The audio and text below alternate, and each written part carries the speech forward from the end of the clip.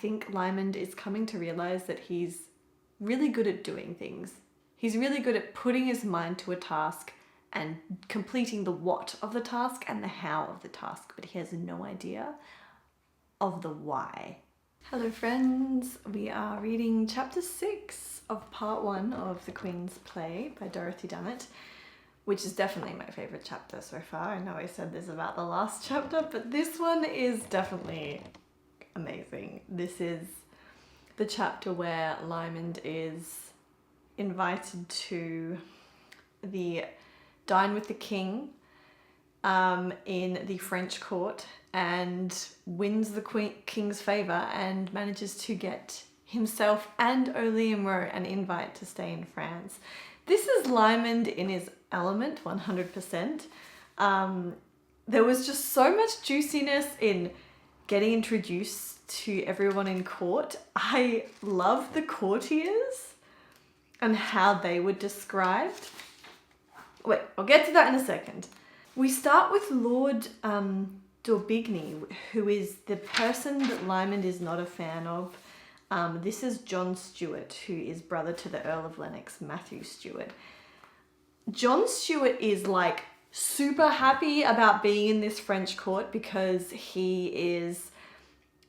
everyone is of higher rank than him in the French court, and it makes him feel like his life is worthwhile because he is among people who are so important. So it says a lot about his character here. This is on page 76, right at the beginning of the chapter. In diamonds, music and spice, in good taste, the secure knowledge that nearly every man present was of higher rank than his own, Lord d'Aubigny felt his life was worthwhile. He loves his life right now. And he's all happy, and then he sees Taddy Boy Bella or Lymond, and he's just like, why is that person here destroying everything? He's so unhappy. The Irish princeling's toad-like secretary is a blight and an affront. And everyone around Lymond is just like, this guy doesn't belong here. And Lymond is just like sitting with disgusting, messy face and hands and shoveling food into his mouth. Oh my god. And the Dowager Queen and Jenny Fleming and Tom and Margaret Erskine are just looking on in horror, which is hilarious. I know why they're looking on in horror, but honestly, if you knew that was Lymond, it would be funny. Lymond is making it his job to disgust the court, essentially, and really play into this role of like animalistic Irishman from a small nation that clearly has no court manners and propriety, and he's doing an amazing job of it. Everyone had sent him like all this beautiful stuff to wear to the dinner, and he wore none of them. Peter Dooley even described Lymond as a pot boiling of chimney sweeps handkerchiefs. That is a really good description. I just imagine Lymond with just like all this like sludge and grime over his face. And there's a great comparison here that Dunnett makes between Lymond and Lymond, because Lymond as well also snubbed the French people by not dressing up to go visit the king when he was playing tennis. But this is on page 77. For where the Lymond had an obstinate humour all his own, Francis Crawford of Lymond had genius. So Lymond is not using this for his own internal pleasure and humour. He's obviously got a mission. So now we get to the French court, and this is exactly how we imagine the French court written. So Dunnett describes it as, the well-born of France sit in waxlight, and flowers like 100 candied sweets in a basket. And at the last table, soggy gristle next to the sugar plums, sat Taddy Boy Bella. I just adore like the diamonds, each face painted, each brow plucked, hair hidden by sparkling hair of raw silk. So this is the peak of like beauty, where men and women were just so beautifully made up with makeup and wigs. And poor Tom is like sitting among all the French just like hating. Poor Tom. He really is not liking his life. It says here, Tom is beyond the point of boredom with these affairs, Tom just wants to go and sit in a brown coloured room with a beige table and eat beige coloured food and just live with no paintings on the wall and just have his life really boring. And Tom Erskine should have not have been born noble. It's wonderful that he is, we love that, but he should have been born a simple farmer or something, because he is just struggle towning with all of this opulence.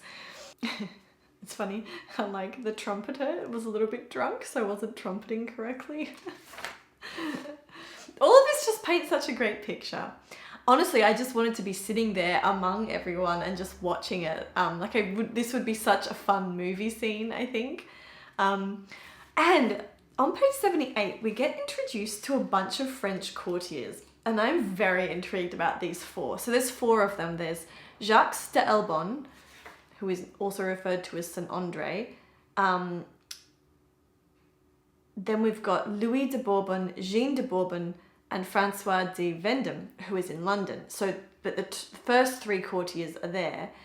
Two of them are brothers, and one of them is an older gentleman.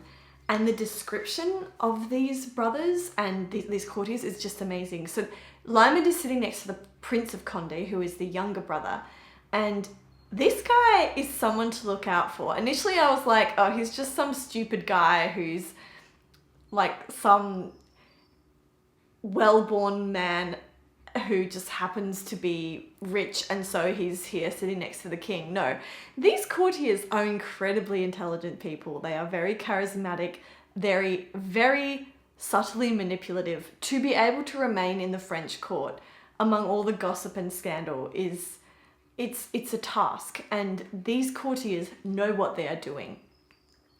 So I really like the description of the Prince of Court. Condé was described as idle. He was a force to be reckoned with, one of the four men in the king's circle about which happily scandalized gossip most frequently flew. So the Prince of Condé is obviously, he gets himself into some gossip, probably on purpose.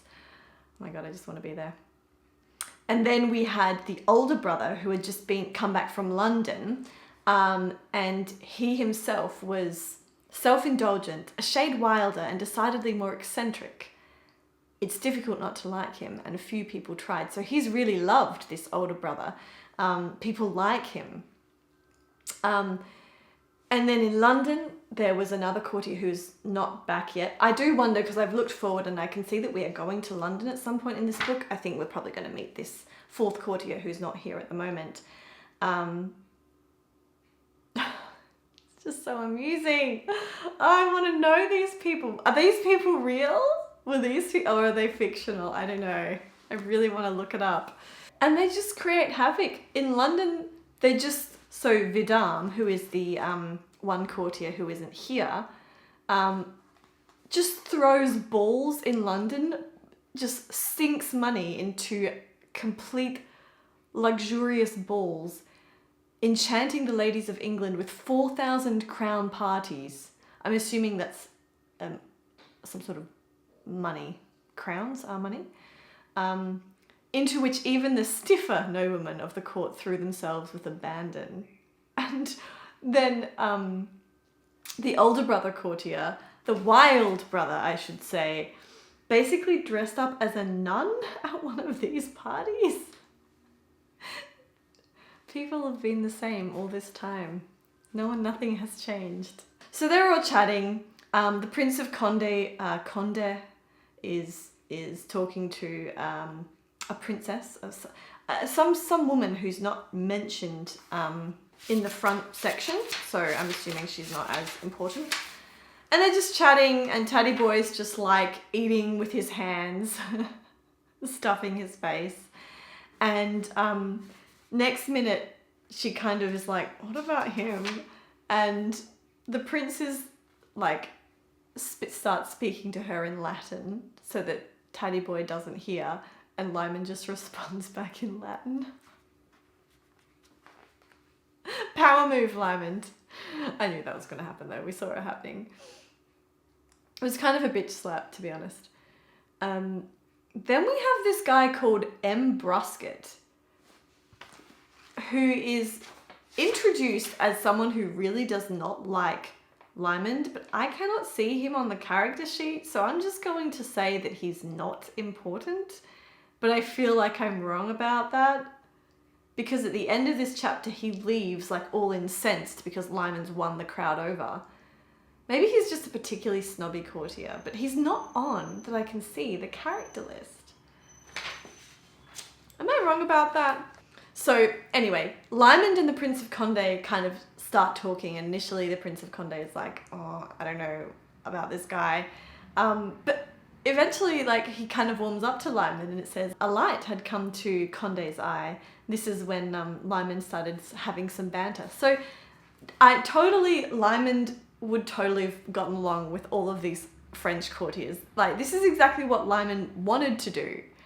He wanted to really sink his teeth, this is from the end of the last chapter, into the most magnificent and most scholarly and the most dissolute court in Europe. And this is Lymond doing that right now. And he starts to win people over bit by bit in his Lymond type way. And then we get to the part where Lymond, I'm assuming, fakes hiccups just to get attention. And everyone is like, there's like one hiccup. He waits for the silence to come and just like hiccups. And can you imagine Tom Erskine when all of the, a page had been sent for the tumblers to be silent, so these are the entertainers, and everything got silent, and then just through this silence there's a from Lymond. And can you imagine the Dowager Queen and Tom just being like, what the actual hell? Please, someone get us out of here. I would just be laughing my head off. And then all through this time, Lymond continues to attract attention, having this crazy banter back and forth with Condé and this Brusket guy. And eventually, yeah, everyone is now trying to help him get rid of these hiccups. It's quite a genius plan, really, because no one really wanted to talk to Lymond at all. And no one wanted to be seen to going up to Lymond in this party. The only way they probably could was by, offering help to try to stop someone with hiccups, because it's sort of a universal, humane thing to do. When you see someone with hiccups, you're like, I do this to stop myself from getting hiccups. Like, everyone wants to come in and like chip in and sort of help him. So it's a very genius move on Lymond's part to attract attention in a sort of harmless fashion. So people are giving him a key, a coin, a vase that he drinks the opposite way out of. He drinks water from a vase to try to stop these hiccups. There was a key from the Prince of Condé that obviously the prince was unhappy about Lymond having, because then there's this crazy scene where Lymond starts interacting with the jugglers and throwing the vases back in between all the knives, including the key.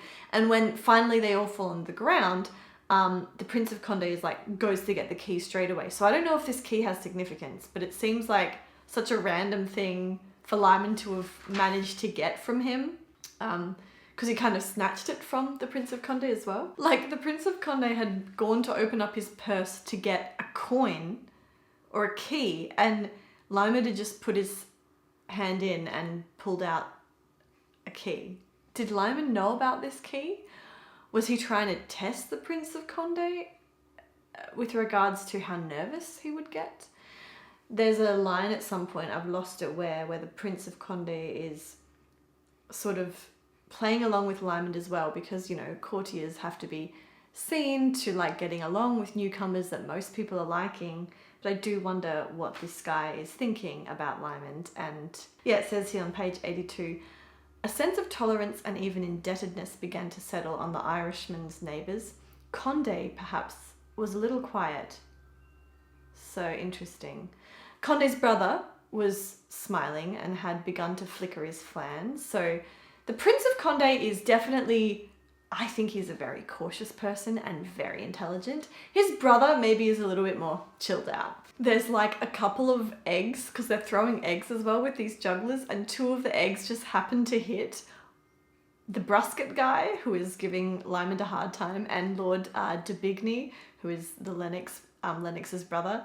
That is not mishandled. That was totally thrown at purpose. Lymond did that on purpose. So anyway, that all finishes and there's this beautiful, beautiful line where finally the King of France laughs at all of this, and the bored and over-refined flower of the French civilization gave way to its mirth. Beautiful line, absolutely beautiful. So now we meet Lymond the Bard. This is true Lymond.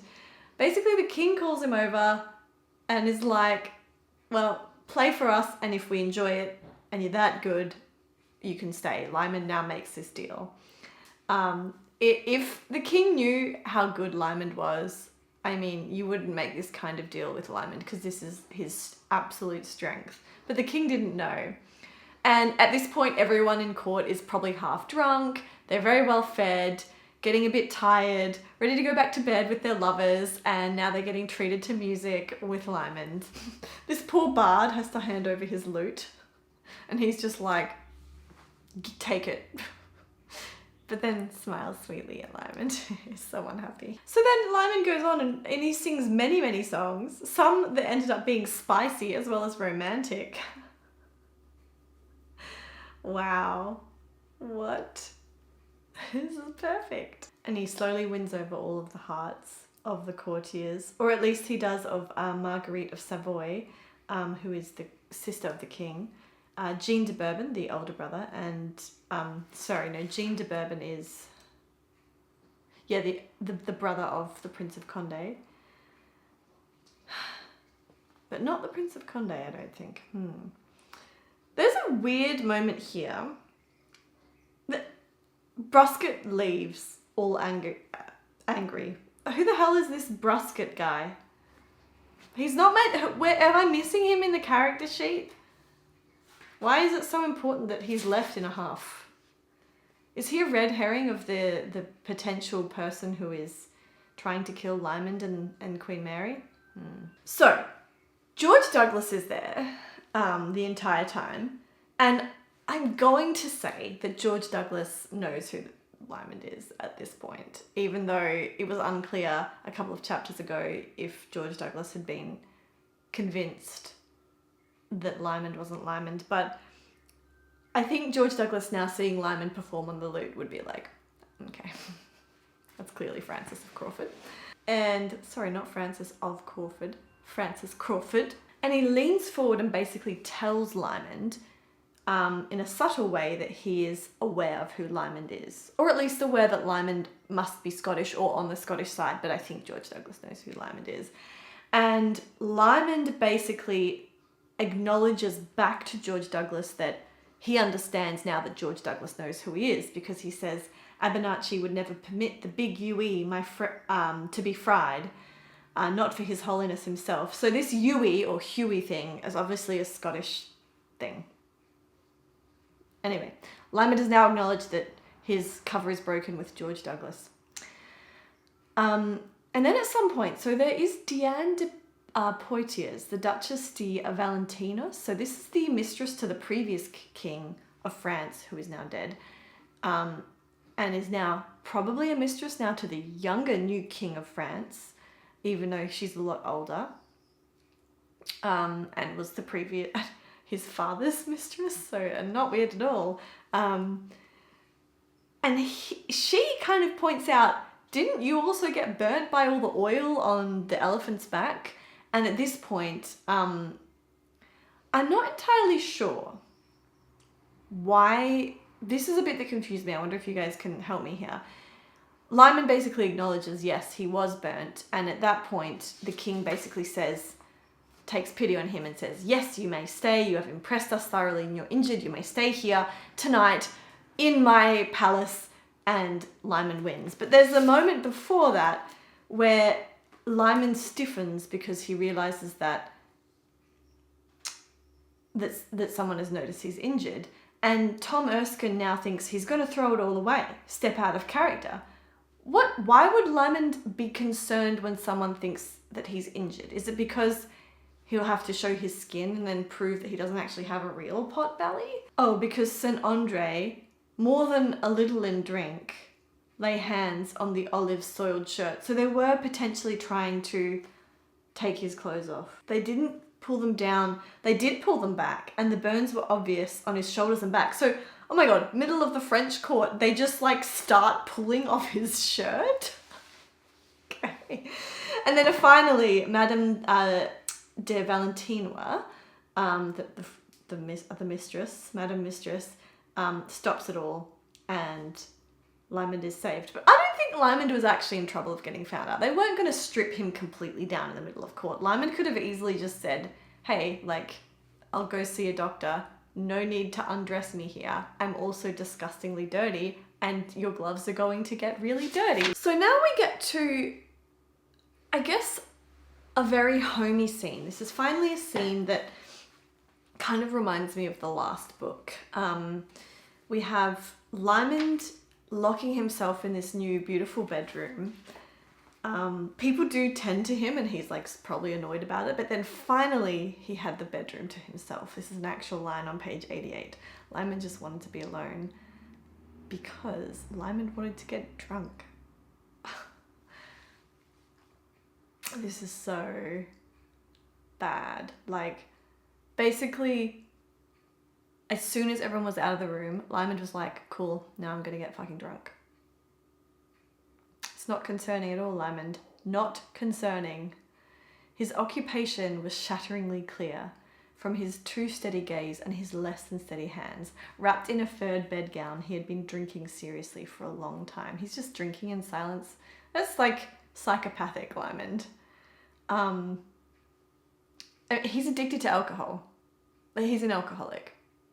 Yeah. How does he function? This is crazy. He also like has kept the room super neat, which is a characteristic of his own, which is quite foreign to Tatty Boy. So Lymond's finally like, I'm sick of being disgusting and messy. Poor Lymond. He's been having to pretend to be messy this whole time, which is the one thing that he finds disgusting and putrid. And he's just like, finally, I'm not going to mess this room up. I'm going to live in my perfect pristineness. Poor Lymond. But like, Lymond has serious trust issues and control issues. This is what I'm trying to figure out. He does trust people. He does put trust in people. Like, he trusted Will Scott, probably too much. And he trusted Christian, and he trusts Matt, Turkey Matt, and I don't think he ever trusted Johnny Bullo. No, he never trusted Johnny. Okay, maybe he doesn't have trust issues, but he has control issues. He has issues. Does he not feel worthy of certain trust? Does he have self-worth issues? Like, he's getting drunk by himself. We saw this is almost an exact replica of when he got drunk. We've seen him get drunk back at camp when he was with his men in Game of Kings. He would just like lock himself up and get drunk. And Turkey Matt was just like, this is what he does. This is Lymond. It's normal for him to just go and get drunk by himself specifically. Behind him, the little room was cracklingly neat. He's getting drunk, but he's like made the room at least all neat so he can get drunk in his little haven of neatness. Well done, Lymond, you do that. I think Lymond is coming to realize that he's really good at doing things. He's really good at putting his mind to a task and completing the what of the task and the how of the task, but he has no idea of the why of the task. He doesn't know why he's doing it. He's good at doing the things he does.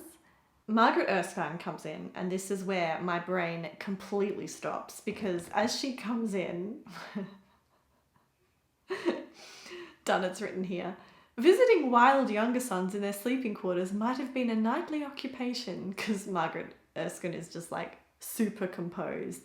She's not described as particularly sort of attractive, unlike her mother Jenny Fleming. She's described as pale, brown-eyed, neat as a nun, so she's very plain looking. But the first thing Lymond says to her is, come in, sweeting, I have a friendly bed. And my brain stopped. I had to like stop reading for a bit because, I don't need to explain that, but like the fact that Margaret Erskine could keep her face straight is, I take my hat off to her. I take my hat off to her. She just like says, why drown your victories? Clearly recognizing that he's just sitting there drinking. I wonder if anyone knows that Lymond has a drinking problem. Totally Sibylla would know that of Lymond. Sibylla back when Lymond was chilling in Scotland before he left was probably just always like, can you just stop drinking? Why are you drinking? Sibylla would have been very concerned for her little darling boy. Anyway, Lymond basically mocks the Queen by putting on like a Franco-Scots accent. I mean to take this man and his failure and not his success. So he's telling Margaret now that he overheard that the Queen was basically really trying to get Lymond in a not a very nice way, in quite a manipulative way in his failure and not his success, because she knew that that was when he would be vulnerable. So very much Lymond knows that the Queen is literally just using his abilities. Like, he's not cared for by the Queen and not appreciated. It's just they want to use his network and his talents as Lymond, his charisma, his way of weaseling into things and figuring stuff out, his intelligence. They just want to use it. Lymond overheard that. There's a really funny scene where Lymond is like trying to see how much of an impact he made in the French court, because Margaret Erskine was like, the women were already drawing lots for you when you left. And then later he's like, and you won? And only the ladies? Only the ladies. Lymond, what are you telling us? Lymond, do you want to be courted by a man? I mean, he wants to be courted by everyone. Margaret, I have lots of respect for Margaret Erskine in this. Lymond then sets down, he initially is just like, go away, I'm really tired, and basically it was pretty rude to Margaret in this. In fact, he goes on and basically accuses Margaret of like literally being the second choice to Tom. And Margaret, rightly so, kind of bites back at Lymond, saying, well, you hate me because I'm Christian's successor, but you didn't love her. You know that perfectly. So Lymond is just like, people can marry again, which is like obviously an insult to her because she was the second choice, despite apparently being an admirer of Tom Erskine for many years. I'm with you, Margaret. I would have admired him too. But then Margaret is literally like, well, Christian died in your service and you didn't even love her. You can imagine Lymond just absolutely reacting to that in a bad way. And we know that Lymond has rage and anger problems. He says, I'm not really fit to talk to you. I think you should go. So Lymond's just said, I'm tired. Yes, people have died in my service, but I'm refusing to become a royal informer to spare my associates the pains of paying for it. So his excuse is that he doesn't want to align himself with the Queen because he thinks that if people know that people are in with him, they will be in harm's way. And he's saying that I don't want people to think that I'm with the Queen Dowager or Queen Mary, because that will put Queen Mary and the Queen Dowager in a higher risk than they already are. Which I think is a cheap excuse. They're already high risk. And then he's just like, yeah, go away. Like, I don't want to talk to you. I really think you should go. It's just so sad. Like, I knew, sorry, I was just reading this again. I thought that he was so angry that he said that to Margaret Erskine, but I actually think that he is genuinely so sad in that moment when he realizes that a part of the reason he doesn't want to be involved in this is because he knows that he's a wanted man and that anyone associated with him will also become a wanted person and a person in danger and the next victim.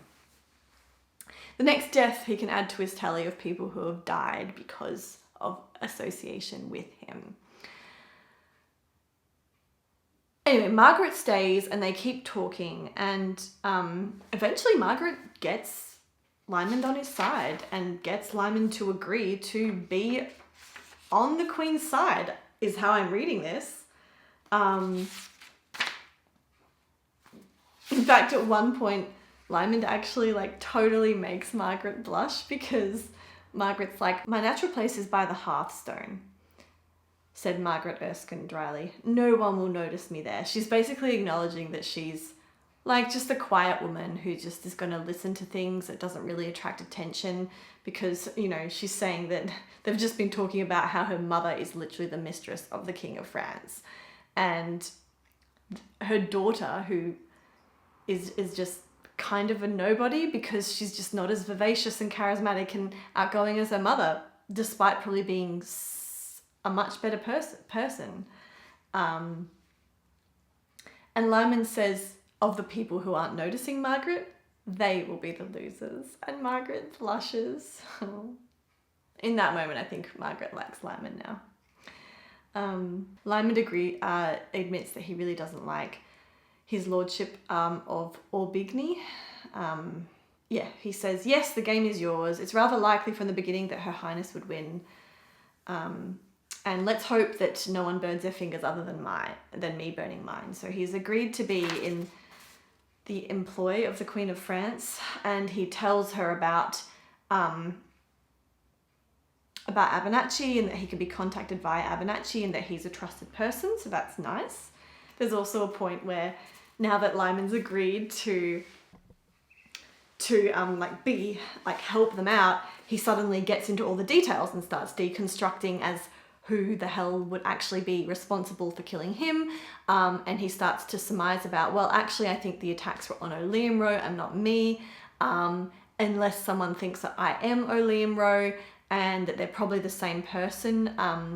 And it might not even be a person that's orchestrating these attacks, but a nation, hence why it's been such a second and third hand kind of assassins and it's hard to trace back.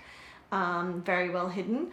And Margaret at that point is just like, she was beginning to realise, this is on page 92, to her anguished relief, that she had called in a professional. Because she's just suddenly like, he knows what he's doing. Like, Lymond is the real thing. This is, she's just walked into this guy's room and seen a half-drunk man suddenly now get straight down to business, and she's thinking, oh yeah, no, I can see why he's good at what he does. At the very end of this chapter, so Margaret eventually goes. They're both super tired. So I don't know, does people know that Margaret came to Lymond's room? Is that going to be a problem for Margaret? I don't know. What is a problem is that Jenny Fleming is in the bedchamber of the King of France because Jenny Fleming knows Lymond's identity. This is a huge problem. This is the biggest oversight of the book so far, that she knows Lymond's identity. That should not have happened. Whoever told her, the Queen Dowager or Tom, made a stupid mistake, and I just refuse to believe that either of them would have done that. That's just so weird. They shouldn't have done that. Now that could get to the King of France. Lymond will be in big trouble if that happens. Big trouble. Because if it is France, if it is England that is trying to kill Queen Mary and Lymond, and then suddenly France finds out that they're also being tricked by this Irish bard who is actually Scottish, they might side with England